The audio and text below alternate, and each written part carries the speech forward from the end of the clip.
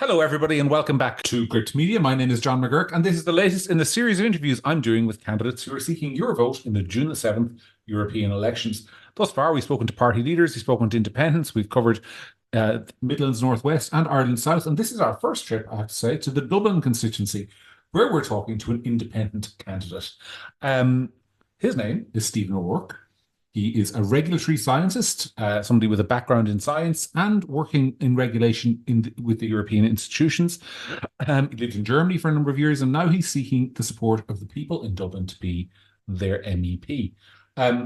Stephen, is it fair to say, first of all, you're one of the more low-profile candidates in this election? You certainly haven't had the media exposure of some of your colleagues, but this is I'm going to do the best I can to change that. So perhaps you might start by telling people why they should opt for you and not any of the others. Yeah, how are you, John? Great to be here. Thanks for having me on and giving me this opportunity. Thanks to you and Gript Media for that, first of all. So yeah, to your question, indeed, it's not easy to get coverage. I had some coverage on the journal and then some coverage on an app that was developed by UCD along with a professor in the political sciences. So that was obviously nice exposure, to get my message out there. Mhm. But when it comes to getting actual interviews, I've been banging out the press releases for the past number of weeks, but yeah, unfortunately, I would say because I'm a relatively low profile candidate, it hasn't been easy to get my message and my key priorities out there. But what is that message? What are your key priorities? My key priorities are that these issues that need more focus, especially on the European level, and those issues, anyone who's seen my website or has seen any of my social media posts that are out there, the main ones are mental health advocacy, a proper smart immigration reform policy, and then proper addiction and recovery services. So these are the three key areas that I feel I can play a part in. And most of them, I'd say two of them personally, I know quite a bit about due to some experiences I've had in my own family with family members. So again, these are issues that I feel are not getting the focus and the attention that they deserve. And that's one of the main reasons why I put myself forward. I mean, you mentioned in the intro there that I'm a scientist. So the question is, what's a scientist doing getting involved in politics? And I'm getting involved because I don't feel represented currently by the current MEPs, but also the other candidates. So putting my money where my mouth is, so to speak, and trying to get the message out there that, look, these issues are facing Dubliners and they need proper representation too. All right. I ask everyone this question as the second question because I think it is important to give people sort of a sense of where you're coming from or where you're going to align in the European Parliament. You're an independent, obviously. You'll have your choice of where to go should you be Mm. elected. There's, I think, 7 groups in the European Parliament, maybe 8, given recent developments with the Identity and Democracy group Mm. splitting in two. You wouldn't be able to accomplish much on your own, so you'll have to align with somebody. Where are you looking? I take your point that obviously as an independent European Parliament, it's going to be quite difficult. So it would be a bit more difficult when you're not aligned with a party. But I wouldn't agree with that. It's not possible to get some policies, to get some policies out to the light there and to let people see them. I mean, there are so many independent MEPs who have done some great work. So I just wanted to make that point. But to your specific question of where I would align myself, I've already made this very clear. As soon as I launched my campaign, I've told people, I put out releases saying that I'm not going to join any group. I'm going to be, as they call it in the parliament, the non-inscrite or NI. And basically, I won't be joining any party or I won't be joining any party grouping. And I'd like to elaborate on and tell you the reason I'm not doing that is because I believe we need more independent voices in the European Parliament that can represent the people properly and can represent without having to be aligned with parties. So we see this time and again, is that MEPs, if they have some ideas, great, but they go to the Parliament and they usually have to vote along party lines. And Is I there think this is a bit detrimental to the people who are voted in to represent people. I mean, for sure. I mean, there's an argument there, but isn't there another argument that if you're going to represent the people in Dublin, I mean, that decision would make it more difficult for you to get ranking on various committees, perhaps less speaking time in the Parliament you might otherwise have. I mean, it is a bit of a closed shop. I'm not saying that's a good thing. I'm just saying that's the reality you have to deal with. So is there not a risk that you're kind of undercutting your ability to represent people by not even making an alliance of convenience with, I don't know, the EPP or the Socialists or something. I agree with you that the speaking time is reduced. I mean, that's just a fact in the parliament. If you're independent and not aligned, your speaking time is going to be reduced. But my aim is, if I'm elected, I'll be the loud, clear voice showing people that look, we need proper representation, where an MEP can vote on what they believe is the right way forward for Dubliners and the people they're representing, and not just voting just for the sake of it because their party are making them. So I take your point that it is an uphill battle, but I would much prefer to do that than align with a party and then have to toe that line. All right. Okay, that's a fair answer. Let's move on to the three issues you say you're concerned with. Let's start with mental health, because in fairness, that's an issue not a lot of other candidates are making a focus. I'm not saying they're not talking about, but they're not making a focus. What do you think the problem is, and how do you think you can help fix it? I think one of the main problems is that, like, everyone, not themselves, somebody that's dealing with mental health and mental health issues. And I think on the European level, especially, it's just not getting the focus that it should have. So one of the main issues is there's so much funding in the European Union, in the European Parliament, especially being talked about when it comes to mental health and other health focuses. But you also hear the European commissioners saying, hey, we have a lot of money here for mental health and other issues, but they're just not being taken up on it. So my question to everyone is, why is this money just being left there and there's nothing good being done with it? So that's what I'm trying to do. I'm trying to get in there, tap into this funding that nobody's touching, and make sure that it's put to the use for Dubliners to make their lives better, to make an immediate and broad impact on, for example, the mental health issues that could really help people. When you talk about those mental health issues, what do you see them as being? Are we talking here sort of diagnosable conditions like schizophrenia or depression? Or are you talking a sort of broader sense of mental well-being? Like where do you see that funding going? What do you think the specific problem in Dublin is that needs to be solved? Is it young people? Is it old people? Is it working life? I think we can really tackle it at a broad spectrum. I mean, if we look, let's take, for example, the issue of trauma. So many health issues, so many mental health issues nowadays, they do have their root in traumatic events that somebody may have experienced. And what really makes me wonder is that why are more people not talking about this? Because if you look into the latest research, and there's even one doctor in Ireland, who's based in Limerick, Dr. Terry Lynch. He's a great guy. And he does a lot of research into how depression and other conditions like this, they really do have their root in, a lot of their times they're rooted in trauma that somebody may have gone through. So whether we're talking about, could be anything, let's say abuse, or if somebody has experienced bereavement that has really shocked them to the core.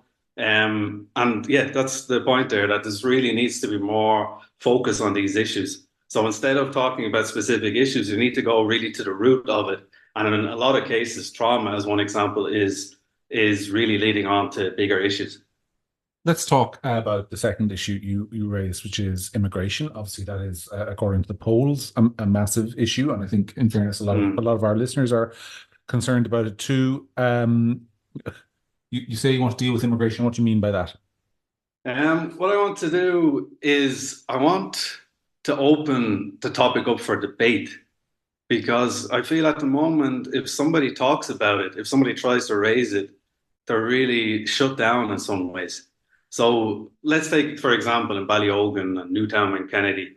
So fair enough, some people don't agree with people being out there on the streets, but regardless of how you feel about how somebody's protesting, I think the key issue for me is that we really need to be talking and discussing all viewpoints with people. So this is one of the things I've been very clear about on my campaign, is that I don't want to get drawn into this left-right mentality, because I really do believe it's something that's being imported from the US, and it's really having a detrimental impact on not just people, but also on the political landscape, especially in Ireland and Europe. Well, I'm not going to contradict you on that, but I am going to ask you. I mean, like, saying you want to talk about it is one thing, but like 70% of people say according to opinion polls, and there's always that caveat, according to opinion polls, that's what the opinion polls say people think. But what the opinion polls say people think is 70% of them think immigration is too high. Do you agree or disagree with that? I agree with that. I believe everything I've seen and everything I've been able to, look at all of the sources, and from what I see myself and what I've read, I would agree with that. It's too high. But I might have to make the point that you have to differentiate. We can't be just lumping in all types of immigration and legal and illegal immigration. When it comes to what we see currently, where people are coming in, which we know from figures, over 80% are coming in over the North of Ireland border. I mean, we really need to look at this more clearly and we really need to be realistic about it. We can't just dismiss it like the government ministers are doing. They're saying, oh no, everyone needs to be taken care of, everyone is fleeing war, famine. But we know deep down that this is not the case. There's obviously also a lot of people who are taking advantage. And of course, don't get me wrong, there's also a lot of people who are in genuine, desperate need. And we can't ignore that either. But we really need a system that works. And we really need a system that is working in order to fix this problem. And And we just don't have that at the moment, even though the laws and regulations are already there to deal with this. okay, and in the European Parliament, then, as an MEP, are there specific policy areas or solutions that you would have a focus on in relation to that issue? Yeah, I think I would definitely like to get involved with one of the working groups that deal exactly with this issue. So obviously the EU Migration and Asylum Pact has already gone through at the European level, and some other national legislation bodies. But certainly think, apart from getting involved with the mental health working groups and so on, and the health working groups, this is one I'd really like to be involved in. Because as you know, I mean, I've lived in Scotland, I've lived in Germany, so like I'm an immigrant myself, to those countries and when I was living there. So I really do believe I can bring quite a unique perspective to this. But I'm going to ask you a question that links that issue and your third issue, because your third issue is obviously mental health and addiction. Your third issue Mm, is addiction, not mental health. We covered mental health. Um, do you think there's a connection between border control in Europe as it applies to immigration and border control as it applies to the amount of drugs coming into Europe? And are those issues in any way connected?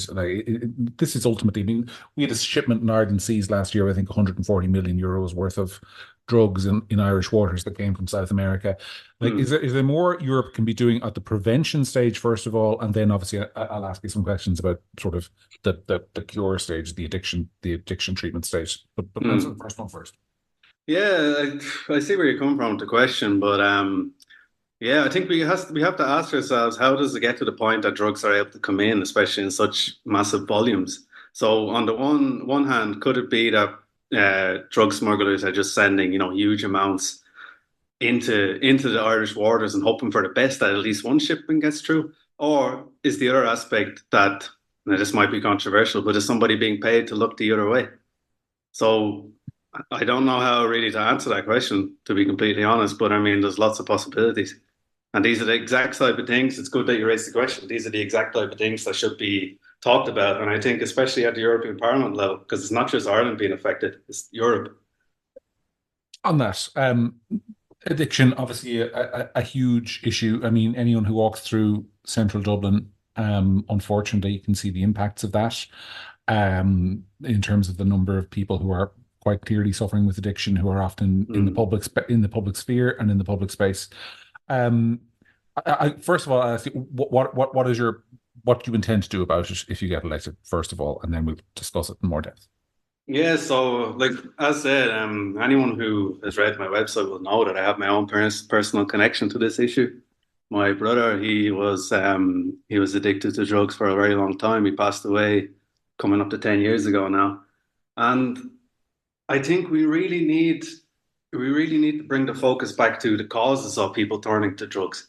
So put it this way, nobody nobody takes heroin for fun. Nobody takes drugs for the crack, apart from, one or two maybe lighter drugs or whatever, but nobody willingly ends up addicted to heroin. And my point that I'm trying to get across is that anyone ending up on hard drugs that affects their life in such a way, like you mentioned, there's usually a reason behind that. And all of the research, or at least a significant portion of it, is pointing to trauma and something that people experienced in early life. And I think this is exactly where, like I mentioned, there's so much untapped funds in the European Union for looking at exactly this type of research. And with my background as a scientist, this is what I want to do. I want to get in there, use this money to find out why these issues are happening, and I want to use this money to really find actual solutions so that nobody's being left vulnerable and that vulnerable people are being taken care of in our society. Where do you stand when it comes to drugs on yeah, and addiction on issues of sort of legalization? I mean, because I think there's an argument to be made, for example, that in Dublin city centre, where there are, I think now 4 methadone clinics close to the city centre, it might actually be more than that, but I think it's 4. Um, is that actually helping the situation, or is it making it worse? There's obviously an argument some people make that say that we should, maybe not with heroin, but with other drugs, legalize, decriminalize, regulate. Do you think that is a solution that has a role to play, or do you think it is a much more, what do you think it's not? Yeah, well, that's the thing. There's no one size fits all approach, and there's no one like solution that's going to fix these issues. What we need is, for example, to make sure that people are getting the proper counseling. So I don't think it's any good just giving people methadone and then, pushing them on their merry way. It's very disrespectful to people when they're going through these issues. What people need is to be guided along the way and shown that they matter. So honestly, I have to say one of the things that really hurts and breaks my heart is when you'd be talking to somebody and they would use the word junkie to refer to another human being. And I think we really need to change this outlook because, like I mentioned, nobody wants to end up on drugs. Life's experiences and circumstances have led them to this. So to come back to your question specifically, methadone clinics, they might be helping in the short term or in the moment that people need it. But counseling is definitely something that's also required, counseling, therapy, and they need to know that people are there to listen. All right. Those are your issues that you're running on. Obviously, the nature of the European Parliament is that there will be issues that will come up that you won't necessarily have run on, but you'll still have to make decisions on. So I'm going to ask you about a couple of those very quickly. You don't need to give detailed answers. It's just so Okay. the voters listening to this will know. On sort of free speech and hate speech, are you in favor of more free speech, or are you concerned about the levels of hate speech and think something needs to be done about it? No, with the hate speech legislation, I am against it. I think it's overreached by the European Parliament. And I think most national governments already have some sort of, legislation to deal with these issues anyway. So for me, it's really superfluous that there's no need All for right. hate speech legislation. Let's talk briefly about foreign and security policy. The Irish government recognised the state of Palestine this week. Is that a decision you'd have made in their shoes, or do you think it was, an unwise decision? I think, with regard to the timing, it's a bit early. I mean, it could have waited for another while until there's no active hostilities that's taking place. Somebody could make the point that there's always hostile activities going on in the Middle East. But I think coming after what happened over the past few months, I do believe it was the wrong timing. We should have waited a while until things settled down, until there's a proper peace plan in place. Yeah, so I think I don't agree with it happening at this stage. The war in Ukraine, there will be EU votes presumably in the next Parliament on whether to continue to provide military aid at European level, or at least funding to go to Ukraine for weaponry. Are you inclined at this juncture to support that or oppose it? When it comes to Ukraine, I think the only people winning when it comes to any war, specifically the Ukraine-Russia war, is the weapons manufacturers. I know I talked earlier about left-right divide, but as soon as anyone says anything about the weapons manufacturers making a literal killing on this topic, people kind of are quick to label you left-wing and so on. But really, I cannot support weapons manufacturers making so much money and then people going to their deaths. We need proper, and again, I would say there are no winners in this situation. The people who are losing are the normal, ordinary people in Ukraine and Russia who are dying, and I think this is wrong. So that's what I'll be vocal against, arming and sending more weapons. Okay, that's a fair answer. I presume that kind of gives me an inkling as to what your answer is going to be to this final question, which is about European common security and defence. I presume, therefore, you are, based on what you just said, you're opposed to the establishment of any kind of EU common defence / EU Army, Air Force, Navy. Yeah, when it comes to, because for me this is a very slippery slope to a federal Europe, and that's something that in principle I don't agree with. And mainly for national sovereignty reasons, to be completely upfront. I think it's something we need to be very careful about going forward, that we shouldn't give up too much sovereignty to Europe. And especially when it comes to defence, that's something that should stay in control of Ireland. And if anything, we should be looking at how we can improve the situation in our own defence forces, for example, in terms of pay and conditions. instead of looking to kind of make that a bigger issue on a European stage. I'm just going to make a general observation, and it's not about you. It's not about you because I think that's a perfectly fine answer. But everyone always talks when they're talking about improving the condition of our own defense forces to improving pay and conditions. We've talked to a lot of soldiers. They'll say, "Yeah, we also want better equipment." We have an air force that Mm. has not one single. We don't have an air force, an air corps that has fighters that could be shot down by Spitfires in the Second World War. But anyway, I'm not gonna ask you to comment on that. I'm just making an No, observation. it's a fair question. It's a fair point. Um, I'm going to talk to you. We've covered a fair bit of policy. I'm going to talk to you about the campaign. I don't mean this to sound brutal in any way, shape, or form, but you are not a well-known candidate. Mm. I think it's fair to say your campaign doesn't have a lot of money. I think it's fair to say you're not going to be in the RTE debate. It's a struggle to get traction. What's it like running as a candidate without a lot of resources? Because I think you get fairly decent odds on you getting elected at the moment. I don't mean that. I'm not trying to encourage people not to vote for you. I'm just saying the reality of the situation is you're a long shot candidate. What's that like, and how's it been for you?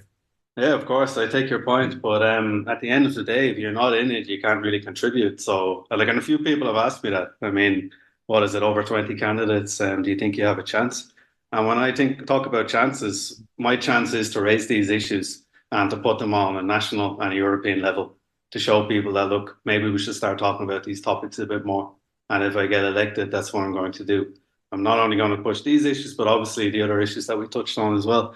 But to come back to your question, yeah, the campaign trail has been really great. It's been great to speak to Dubliners and, to really hear the real issues that people are dealing with. Because I think a lot of what we see in the media is a bit sanitized when it comes to what the people are actually, complaining and talking about. So that has been really great. And I have to say, I'd like to tell you a little story. So I was campaigning about 2 weeks ago around the Liberties area. And I was going around knocking into the houses, and I noticed on one of the doors there was a sticker that says "No borders" or "Open the borders," something like this. All right, and so I wouldn't agree with this in principle. Open the borders. I think this type of thing needs to be managed. And I was saying to myself, okay, I don't share that view. So do I walk on and continue on my way, or do I knock and engage and learn and hear other perspectives? And I'll tell you one thing, I am so happy that I knocked on the door because I had a half-hour chat with a lady. And although we disagreed on so many things, the one thing we realized was that most of what we were trying to achieve in terms of the everyday issues that affect Dubliners, we shared a lot of similarities. So to bring it back to the main question, how has it been? It has been really enlightening and it's been very enjoyable talking to people of Dublin. Yeah, I think that's one of the things people forget in a democracy, that oftentimes the purpose of elections is to air views and facilitate discussion, and whatever decision we make at the end, that it's not. I don't want to sound like I'm kind of like on a Hallmark ad for art, but sometimes Too late. the participation is as important as the result. Let's talk about you a little, because you have actually some interesting things in your background. You established GA clubs in Germany. What was life like? Because we're talking about this immigration debate in Ireland. What was life like for you as an Irish immigrant, and how has that changed your perspective on sort of the world, so to speak? Oh, it was brilliant. I mean, I moved just after I graduated from Glasgow when I studied my master's there. And then I got offered a job over in Dresden in the east of Germany a good few years back. And it was great. I mean, Irish were everywhere. And that's kind of where I got to know a few of the Irish lads. And we got started on the idea of starting a GAA club. And the great thing about that is that like there's so much interest in all things Ireland, especially in Germany. So of the team, we weren't just Irish people, we were also people from all across the world, lots of Germans as well, naturally at the training sessions. So that's been great. And then I moved on for my job to some other cities around Germany, including Cologne. And then we started another club there, and that's still going strong today. And it's really doing well in Europe as well. But how it shaped me is to show the power of sport, and not just the power of sport, but also to bring it back to the mental health issue. I mean, Cologne Celtics, we were one of the first teams that really put a focus, along with Hamburg GA, we were the first two clubs to really put a focus on mental health and being open about something that you might be going through. and we really made that part of our club manifesto, and we see the positive effects it's had still to this day. All right. Is there anything you can do about sport in the European Parliament? Nothing you can do about the Irish national soccer team, I presume? I doubt it. Unless you bring in a new rule, we get a load of what's his name, Tony Cascarino. That might help us out. All right. Well, listen, I think we'll leave it there. It's been an absolute pleasure to talk to Stephen. The website for Stephen is stephen4europe.eu. That is STEPHEN, the number four, and then Europe.eu. And I would encourage you, as I'd encourage every voter in this election, to check out the candidates because they're, you're obviously Regina Doherty, and I'm not having a go at Regina Doherty, but fair play to her. She has the place covered in posters, billboards, advertisements, most of them paid for by the European People's Party, their European group. And then you have other candidates like Stephen, who, and I don't think, Stephen, I'm telling any secrets when I say you've no hope of affording that kind of campaign.